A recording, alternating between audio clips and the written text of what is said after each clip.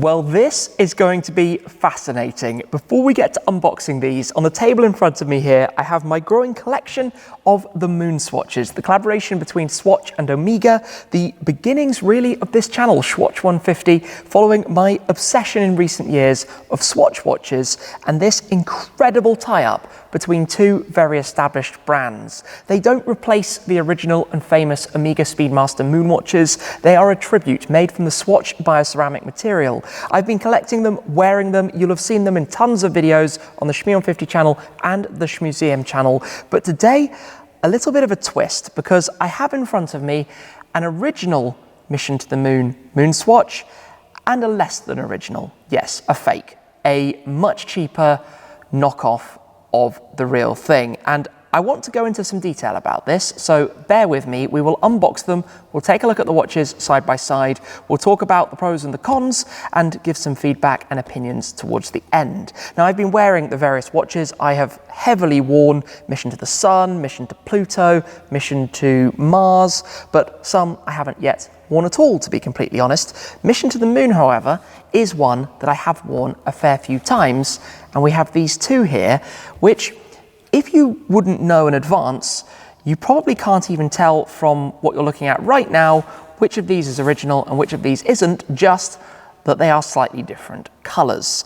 Now, there are some differences with the outer sleeves. The face of it is actually very much the same. The material is slightly different. One has a texture to it, the other has a much smoother finish. We have the text written up towards the top side of the box, pretty much an exact match. On the back, with the graphics, we have a few changes here, printed with slightly different colours for the fonts, and one with the exposure, almost the brightness, dialed up. The sides, with the opening packet, you can see one is slightly brighter than the other, but basically really quite similar until you get to the bottom. And on the bottom, you have some information where you might be able to spot one of them has a typo. That pretty much gives away straight away which is which. Has low or EO gravity.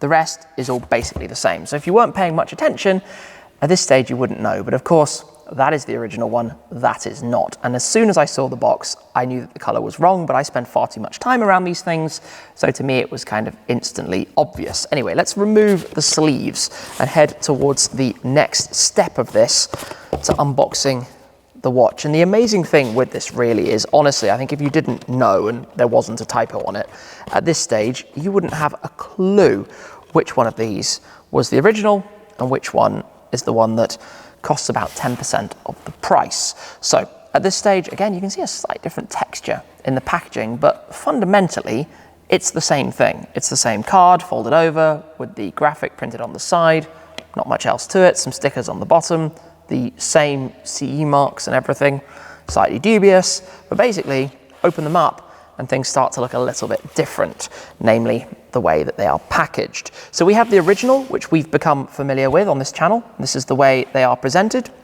You have the MoonSwatch itself here wrapped around this folded piece. You have a few other leaflets and instructions and guides and things inside, but basically open this up, they're always latched on at the front side. I'm going to pop that back away.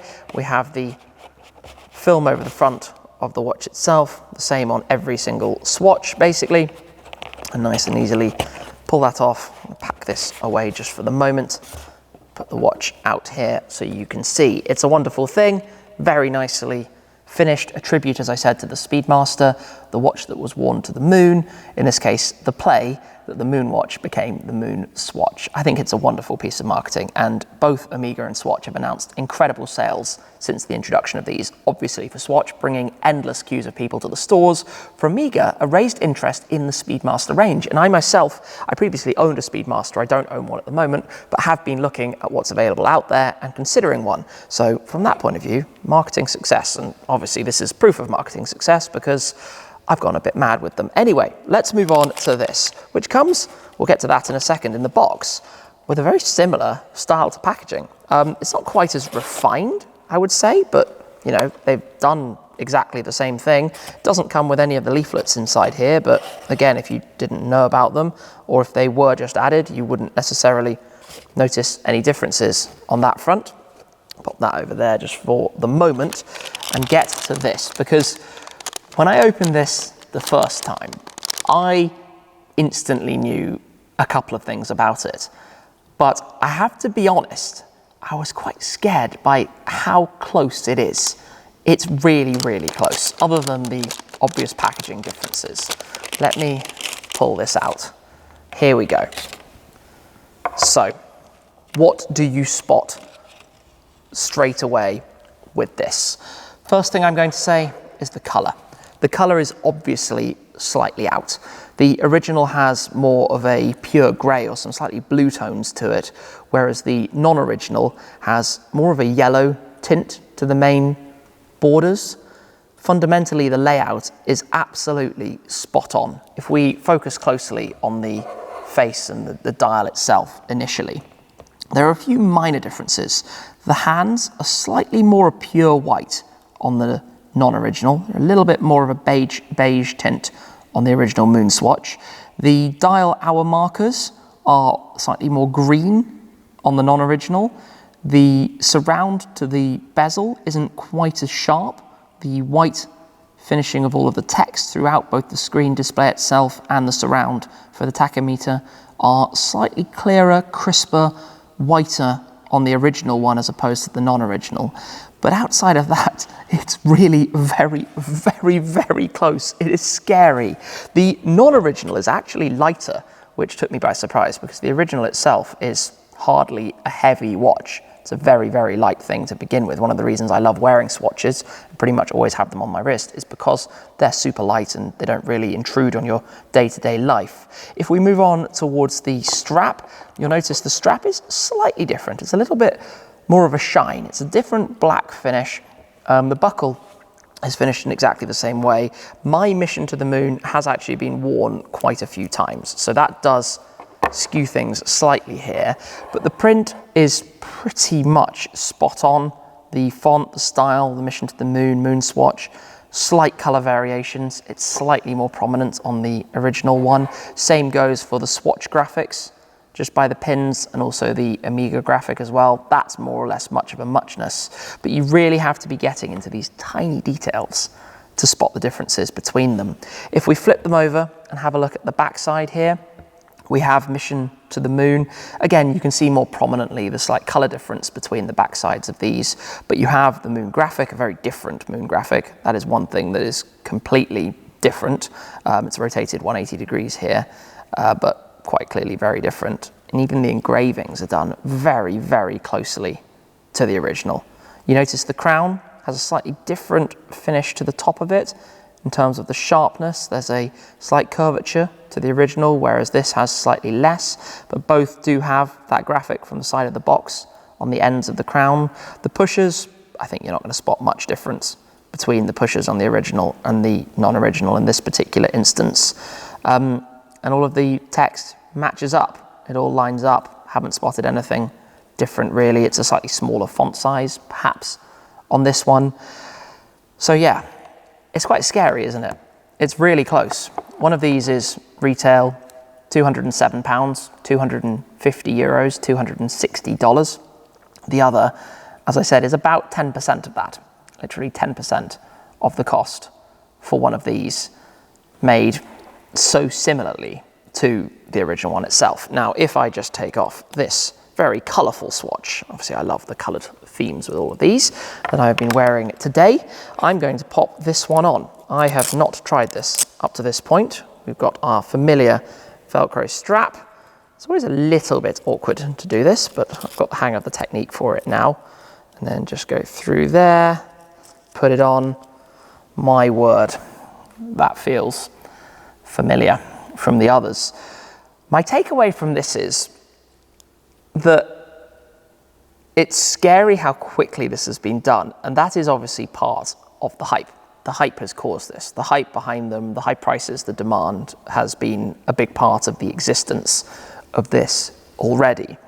But what does it mean for a buyer, especially in the online world, when in a photo, I think these would look the same. You know, the dome of the lens over the top looks the same. The shape looks the same. A small color correction in a photo, and the photo of this one is going to look, it's exactly the same color as that one, which again concerns me. The Velcro, behaves in the same normal way as you would expect out of it.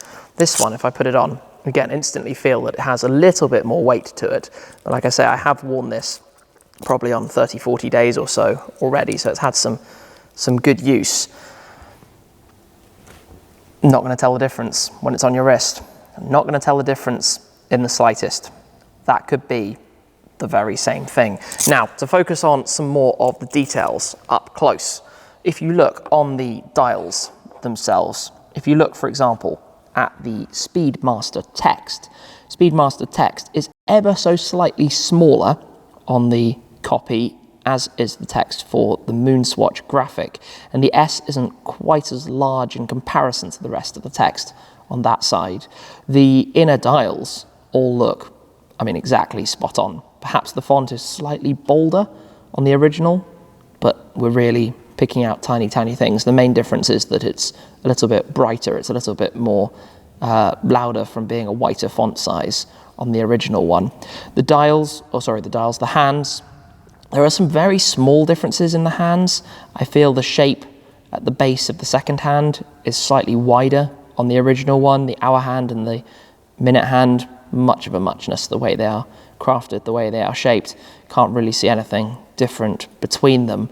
So what's my conclusion of all of this then, when I'm sitting here looking at the two of these watches side by side and trying to determine what I make of all of this, what I think of these two things, is that if I was buying, and I've been lucky to buy all of these, all the ones that I've got from Swatch shops. I bought them all from Swatch retail stores. I know that I'm paying the retail price, and I'm lucky to be able to get one that I know is original. The takeaway is that I wouldn't buy one of these online. I wouldn't buy one of these from anywhere other than a Swatch store, because I fear how quickly those are going to propagate the market. There are going to be a lot of them everywhere. I don't know about its reliability. I don't know about its quality. I've not worn it. I've just basically unboxed it with you guys. But visually, it's scary close. There is certainly a nicer feel from the original, the way the back piece is attached, the way it looks, the minor details. As you study this, you can see that things are just slightly out of place and things are just slightly wrong. But yeah, I thought it was really quite interesting to have a look at this. Really very interesting indeed to see that. Yeah, scary times when it can be quite so close. So yeah, a few more missing, a few more for me to acquire. But as always, here on the Swatch 150 channel, I like sharing interesting things, whether that's my new recently purchased Rolex Oyster Perpetual 41mm or my Daytona that came back from service. And in this case, this one that dropped by. An interesting thing, whichever way you want to look at it.